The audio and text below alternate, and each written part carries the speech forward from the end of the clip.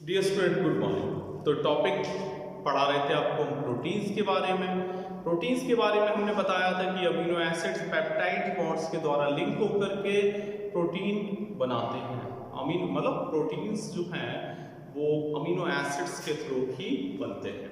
Amino acids के बारे में हमने बताया था कि 10 एसेंशियल होते हैं और 10 नॉन एसेंशियल होते हैं। एसेंशियल अमीनो एसिड वो अमीनो एसिड्स बताए थे, वो अमीनो एसिड होते हैं जो कि बॉडी में सिंथेसाइज ना होने के वजह से उनको हमें फूड या अदर फॉर्म में लेना पड़ता है, वो एसेंशियल होते हैं। और जिनका फॉर्मेशन बॉडी के अंदर हो जाता है वो नॉन एसेंशियल अमीनो एसिड होते हैं। तो ये तमाम चीज़ें रुबिस को भी बताया दिया था और कोलेजन प्रोटीन बताई थी, ये सब हमने बता दिया था। आज हम बताने जा रहे हैं about the structure of proteins. तो प्रोटीन की स्ट्रक्चर की बात करें तो प्रोटीन के primary structure, secondary structure, tertiary structure, quaternary structure, ये सब डिस्कस करेंगे। तो सबसे पहले बात करेंगे about the primary structure of protein. Primary structure of protein की बात करें तो जो पेप्टाइड बॉन्ड्स हैं बिटवीन डिफरेंट अमीनो एसिड्स, उनकी वजह से ये स्ट्रक्चर बनता है। It is the sequence of amino acids, ये अमीनो एसिड का सीक्वेंस है।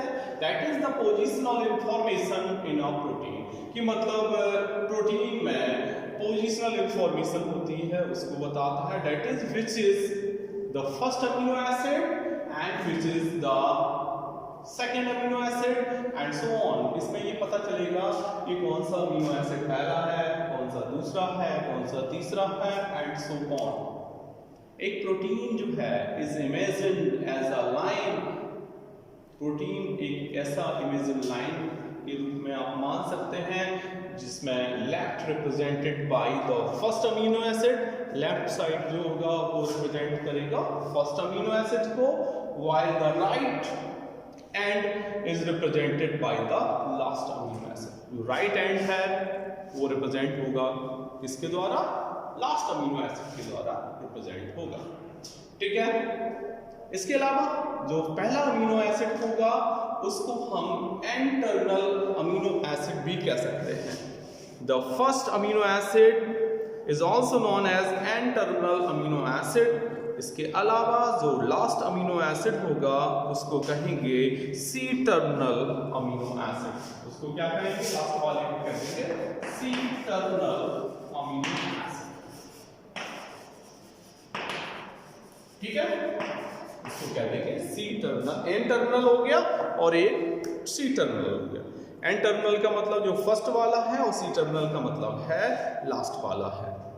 ठीक है, तो जो first protein whose primary structure was known by the scientist, ऐसा पहला अमीनो एसिड जिसका प्राइमरी स्ट्रक्चर प्रोटीन का डिस्कवर्ड किया गया वो था इंसुलिन।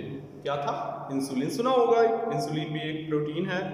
सेकेंडरी स्ट्रक्चर की बात करेंगे, इसका स्क्रीनशॉट आप लोग ले लो। ले लिया स्क्रीनशॉट? ठीक है, चलो। तो ये प्राइमरी के बाद बात करेंगे सेकेंडरी। ठीक, स्ट्रक्चर ऑफ प्रोटीन में अब बात करेंगे सेकेंडरी स्ट्रक्चर।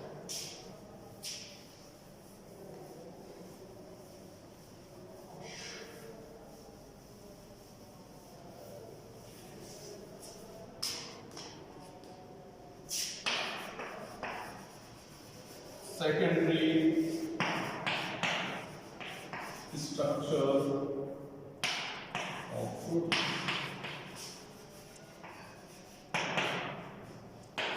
प्राइमरी के बाद अब स्टडी करेंगे secondary structure of the protein. ये किसकी वजह से होता है? Due to inter polypeptidal hydrogen bonding. क्या लिखेंगे? ड्यू टू interpeptidal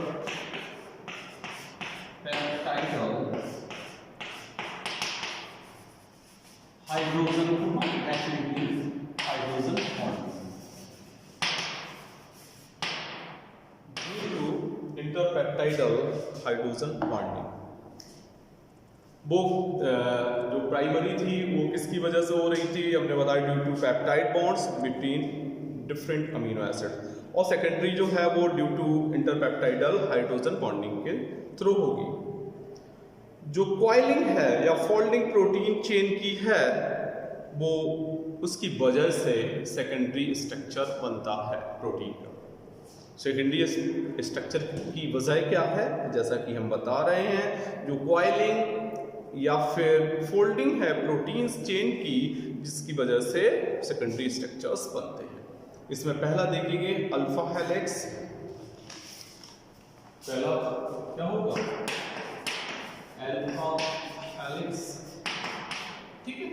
पहला क्या लिखा आपने, alpha helix due to inter polypeptidal H bonding. ये किसकी वजह से होगा, ड्यू टू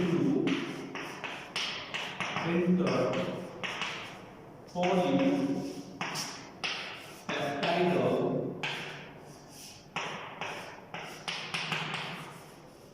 हाइड्रोजन बॉन्डिंग,